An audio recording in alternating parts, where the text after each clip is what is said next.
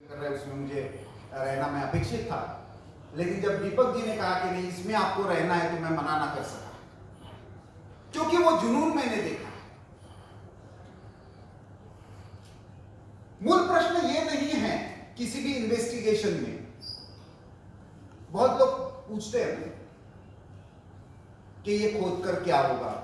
इसका उत्तर मिल जाएगा तो क्या होगा, ये इतिहास के पन्ने हैं। लेकिन स्वामी विवेकानंद ने जैसे कहा था कि जो देश अपना इतिहास भूल जाता है उस देश का भविष्य अंधकार में होता है। एक ऐसा भी इतिहास होकर गया जिसमें 1939 से 1939 से जो व्यक्ति इंडियन नेशनल कांग्रेस का प्रेसिडेंट चुनकर आया था, उसने वहां से निकलने से लेकर उनके मिस्टीरियस डिसअपीयरेंस तक में, तो अभी आज क्योंकि इस पुस्तक का विमोचन है तो मैं उसको तो डेथ एनिवर्सरी भी नहीं कहूंगा, मिस्टीरियस डिसअपीयरेंस तक एक ऐसा व्यक्ति जो अफगानिस्तान की सीमा पार करता है, रशिया पहुंचता है, जर्मनी पहुंचता है, सिंगापुर पहुंचता है, जापान पहुंचता है। सिंगापुर में जाकर मुझे स्मरण है इंडियन ओशन कॉन्फ्रेंस थी और उस समय मैंने पहली बार रिक्वेस्ट की वहां पे लोकल अपने ऑफिसर्स को कि मुझे उस स्थान पर जाना है जहां पे नेताजी ने शपथ ली थी। भारत के प्रथम प्रधानमंत्री जिन्होंने एग्जाइल में अपना गवर्नमेंट एस्टेब्लिश किया, अपनी करेंसी डिक्लेयर की, अपना रेडियो शुरू किया, अपना कैबिनेट डिक्लेयर किया, क्या जुनून रहा होगा उसके। और ऐसे में एक continuous effort to delete the legacy of Netaji Subhash Chandra Bose. और वो एक लीगेसी डिलीट करने के कारण क्या क्या होता है, इसको आज जब मैं जियोपॉलिटिक्स के और जियो स्ट्रेटेजिक के संदर्भ में देखता हूं, क्योंकि मेरा मूल विषय तो वो रहा है, तो ऐसा लगता है कि जिस म्यांमार में वो पहुंचते हैं और जिस रंगून में भारत की भूमि पर मैं पहुंचा हूं करके पहला बड़ी सभा कर रहे हैं, लोगों को कॉल दे रहा है आजाद हिंद फौज में शामिल होने के लिए, हजारों लोग उनके इसमें शामिल हो रहे हैं, महिलाएं अपना सोना गहना निकालकर सामने रख रही है, वो रंगून हमारी स्मृति से 1948 आते आते कैसे गायब हो जाता। जिस इंफाल में आकर नेताजी आजाद हिंद फौज का अपना एक हेडक्वार्टर बनाते, अकेले आज के नागालैंड में, उस समय तो नागालैंड नहीं था, लेकिन अकेले आज के नागालैंड में 937 सोल्जर्स आजाद हिंद फौज को ज्वाइन करते, और नागालैंड का शायद ऐसा कोई गांव नहीं है जो भूखा रहकर भी आजाद हिंद फौज को अपना चावल नहीं पहुंचाता है। वो नागालैंड अचानक 1947 आते आते हम भारत का हिस्सा नहीं है, भाषा कैसे बोलने लगता है। जिस श्रीलंका में जापान की आर्मी पहुंचने के बाद वहां के होते हुए बर्बर अत्याचारों के बारे में आजाद हिंद फौज के सैनिक कहते हैं कि ये तो स्वतंत्रता हमको अपेक्षित नहीं है, वो सिलोन, वो श्रीलंका, अचानक हमारे एक पार्टीशन तो हमको ध्यान है 14 अगस्त वाला, भारत का कौन कौन सा पार्टीशन हो गया, उसको यदि उस समग्र भारत को देखने वाली दृष्टि किसी की थी तो वो नेताजी सुभाष चंद्र बोस। अंडमान निकोबार पर शहीद और स्वराज के नाम पर पहली बार भारत का ध्वज फहराने वाले वो नेताजी सुभाष चंद्र बोस। उस ये सारी स्मृति अपने नजर से हट जाती है एक systemic attempt to delete the contribution and history of Netaji Subhash Chandra Bose. क्या ऐसा कारण था कि उसके बाद उनके परिवारों पर इंटेलिजेंस का नजर रहती है उनकी तथाकथित मृत्यु के बाद। भारत के स्वाधीनता की बात भी क्या ऐसा कारण है कि नेताजी का खौफ कुछ लोगों के मन से जाता नहीं कि कभी भी आ सकते हैं, यह आहट हर बार क्यों दिखाई देती है। मुझे दीपक जी डाउट है, क्योंकि जियो स्ट्रेटेजिक सिनेरियो में स्वीडन के साथ एक्सेप्ट करना और भारत के साथ एक्सेप्ट करने में बहुत अंतर है। लेकिन फिर भी क्योंकि वो एक्सेप्ट करना यानी भारत में कहां कहां पे कौन कौन बैठा हुआ था ये भी एक्सेप्ट करना।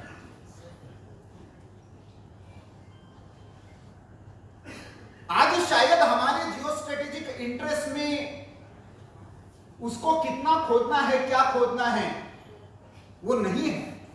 लेकिन इसका अर्थ ये नहीं है कि हम नेताजी सुभाष चंद्र बोस की बहुत सारी थ्योरीज है, इस फॉर्मोसा प्लेन के क्रैश से लेकर गुमनामी बाबा तक वाया मॉस्को, उसके बहुत सारे, मुझे विश्वास है अंतिम बुक तो नहीं देख पाया हूं, लेकिन उस समय से दीपक जी ने मेरे साथ जो जो शेयर किया उसके हिसाब से उन्होंने बहुत सारे डॉट्स कनेक्ट करने का प्रयास किया होगा, और वो कह रहे हैं वो बिल्कुल सही है कि ये बहुत सारे पीएचडीज के लिए, रिसर्च पेपर्स के लिए एक बेस मटेरियल हो सकता है। और इसलिए मेरा मानना यह है कि केवल एक मिस्टीरियस डेथ या मिस्टीरियस डिसअपीयरेंस के बारे में नहीं, तो पूरे विश्व का जियोपॉलिटिक्स, जियो स्ट्रेटेजिक कैसे घूमता है। और सुनील शास्त्री जी यहां पे बैठे हुए हैं, दो रेफरेंसेस तो मुझे स्वयं याद है, जो ताशकंद का रेफरेंस आता है और वहां पे नेताजी का रेफरेंस आता है। तो क्या ऐसा कोई कनेक्शन था क्या? एक न्यूक्लियर वाला आता है और एक नेताजी आता है, दो ही रेफरेंसेस आते हैं जब शास्त्री जी के ताशकंद में मृत्यु की बात आती है। ऐसा क्यों? यह प्रश्न है, ये इतिहास के ऐसे प्रश्न हैं जिनका उत्तर भारत को खोजना पड़ेगा यदि भारत को जियो स्ट्रेटेजिक स्पेस में सही में स्ट्रेटेजिक ऑटोनॉमी क्या होती है उसमें भारत को प्रस्थापित करना है। और उस जियो स्ट्रेटेजिक ऑटोनॉमी के संदर्भ में इसका अर्थ यह नहीं होता है कि हम पूरे विश्व से कट जाएंगे, चाहे आर्थिक रूप में हो चाहे टेक्नोलॉजी के रूप में हो, लेकिन हमारे नीतियों का निर्धारण करते हुए हम किसी के और के हित में और दबाव में नहीं लेंगे। यह समझ रखते हुए, नेताजी को क्या यह समझ नहीं थी जब वो हिटलर को मिलने का प्रयास कर रहे थे, जब वो जापान के साथ तालमेल कर रहे थे, उनको क्या यूरोपियन पावर्स और इन पावर्स के बीच में क्या अंतर है ये समझ में नहीं आ रहा। तो यहां पे केवल नेताजी और उनका मिस्टीरियस डिसअपीयरेंस इंपॉर्टेंट नहीं है, तो वैश्विक राजनीति के जो अनकहे अनछुए पहलू है वो भारत के आज के, जो भारत अपने आप को अपने स्वाभिमान के आधार पर, अपने संस्कृति के आधार पर, अपने प्राचीन पहचान के आधार पर पुनः खड़ा होने के लिए लालायित है, ऐसे भारत को खड़ा होना है तो जियो स्ट्रेटेजिक कॉम्प्लेक्सिटीज की इस सेकेंड वर्ल्ड वॉर और कोल्ड वॉर की मिस्ट्री को हमको एड्रेस करना ही पड़ेगा। सॉल्व कर पाएंगे आज नहीं, पता नहीं, लेकिन एड्रेस करना पड़ेगा। वो एड्रेस करने का दुस्साहस, एक तरीके से जो दुस्साहस नेताजी ने उस समय कांग्रेस के अनेक नेताओं के नजरों में किया था, वैसा ही एक दुस्साहस बहुत सारे पावर्स के नजरों में दीपक सक्सेना जी ने किया हुआ है।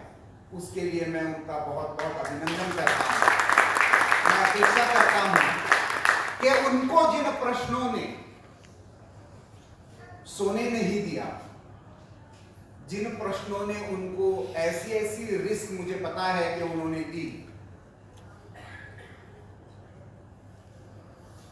मॉस्को के कुछ घटनाएं मुझे जो जानकारी में, वो ऐसी ऐसी रिस्क ली, तो उस पर हम कहीं केवल कल्पना ही कर सकते हैं कि नेताजी ने उस समय कैसी रिस्क ली। लेकिन ऐसा भी एक उदाहरण हमारे सामने है कि वो एक विषय के पीछे पागल होकर जब पढ़ा तो उसने ऐसी चीजें खोज कर निकाली है, रेफरेंसेस क्रॉस चेक है, रेफरेंसेस ऑथेंटिक है, लोकेशंस रशियन और जापानीज डॉक्यूमेंट्स को इंग्लिश में क्रॉस वेरीफाई कराकर उन्होंने लाने का प्रयास किया है। कौन कौन से जेल में खुद गए और वहां से डॉक्यूमेंट निकलवाए, आर्काइव्स में गए। तो ये पुस्तक नहीं है, केवल एक ऐसी डायरी है कि जिस डायरी के आधार पर नेताजी और उनसे जुड़ा हुआ जो वैश्विक राजनीति का एक भारतीय राजनैतिक दृष्टि से खोया हुआ इतिहास है, वो जियोस्ट्रेटेजिक हिस्ट्री उन्होंने खोद कर निकाली है। वो हिस्ट्री आज के प्रेजेंट को, आने वाले फ्यूचर को हमको समझने में बहुत महत्वपूर्ण भूमिका निभाएगी, यह मुझे विश्वास है। इस पुस्तक को हम न केवल ध्यान से पढ़े, बल्कि आने वाले पीढ़ियों के मन में जिन प्रश्नों ने दीपक जी को सोने नहीं दिया, उन प्रश्नों को आगे लेकर जाए और कुछ का उत्तर ढूंढने का पागलपन उनको भी सिखाए। यही शुभकामनाएं देता हूँ। बहुत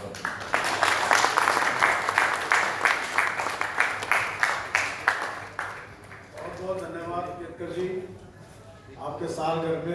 भाषण ने सभी लोगों को काफ़ी लाभान्वित किया है और जियोपॉलिटिकल इम्पोर्टेंस नेताजी की क्या रही, इस पर जो आपने विचार रखे हैं, निश्चित रूप से इस पर भारत को विचार करना ही चाहिए। दोस्तों, अब यह समय आ गया है जिस क्षण के लिए हम लोग आज यहाँ एकत्र हुए हैं कि पुस्तक का लोकार्पण अब भव्य तरीके से किया जाएगा।